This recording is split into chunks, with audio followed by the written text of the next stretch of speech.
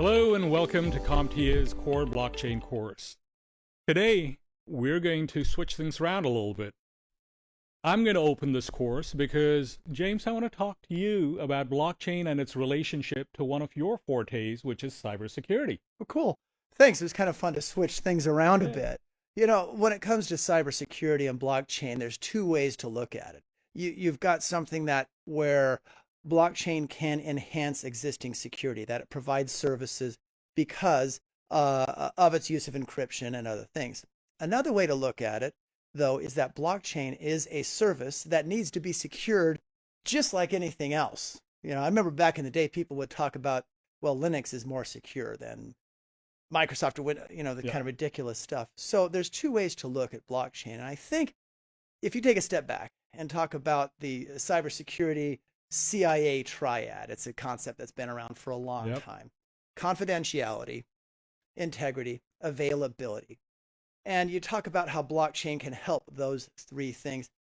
I think you've got a pretty good mix there. So with confidentiality, because encryption is used, a good level of encryption, to say that it can't be broken, anything can be broken in a certain sense, but within reason it can't be. Let's put it that way. It's very difficult to do it. So you have communications that are kept secret.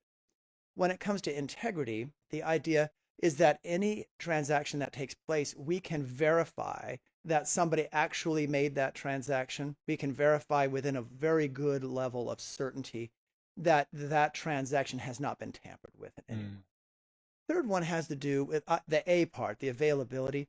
We've discussed before about the distributed or hyper distributed nature of it, of blockchains. So the ability, if something has been taken out, if a certain system has been taken out or compromised, you have many other peers that can automatically update themselves. So I think it's important when it comes to the availability side of things, you really have this distributed nature of it. Nodes are auto updated. I think that's another really important one. And the idea is that if one has been taken out or is somehow not participating, as soon as it participates and joins again, it will get automatically updated. So it's self-healing. So, and that's really something that has been a dream on the security side of things for some time. And blockchain, if it's implemented correctly, promises to do that. So, Shirish, you know a lot about cybersecurity in various contexts, from supply chain and others. What's your perspective on this? You know, in addition to what you just talked about, there's something else that we're seeing quite a bit of with the Internet of Things. You've got billions of devices all talking to each other. Yeah.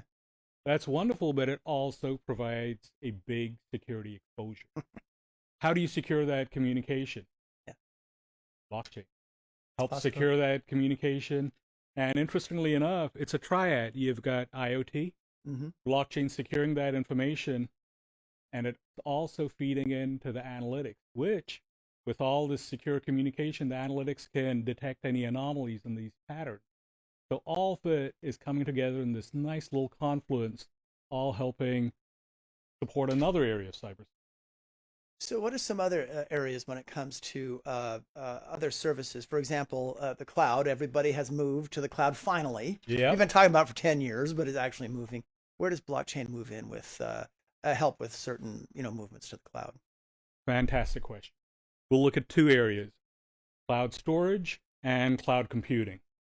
If you think about blockchain and its distributed architecture, you're sharing information, you want to share it securely. Yeah. Well, here's how it's called the Cloud Cooperative Storage Model. And what it basically does is you and I have got unused storage capacity. We want to make that available to whomever needs it.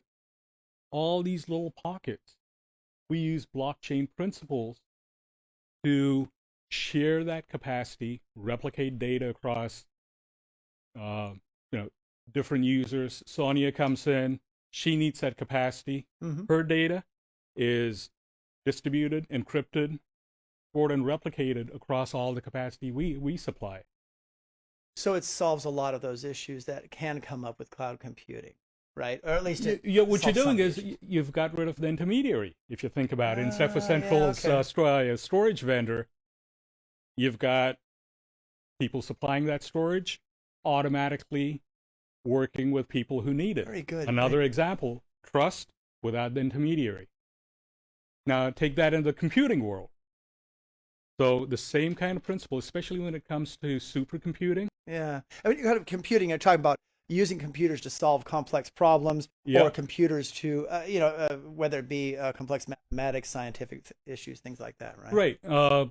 Take the example, something like CGI rendering. Ah, okay. You need a huge amount of supercomputing capacity. Mm-hmm. A company like Golem, what it's doing is it's taking computing cycles from individual PCs.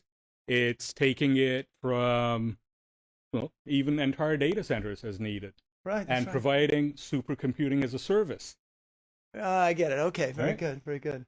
You've got some other companies getting into that same space with Zenit, for example. So with the disintermediation capability, Yep. what a phrase, that blockchain brings in, it makes it possible to bring in some of these advancements in cloud computing, for example, that Yeah. we really didn't have available before. Remove the intermediary, establish trust, whether you're providing IT services or financial services. What a concept, right? That's terrific. Well, thanks, Shirish. Appreciate it. And thanks for taking on those introductions.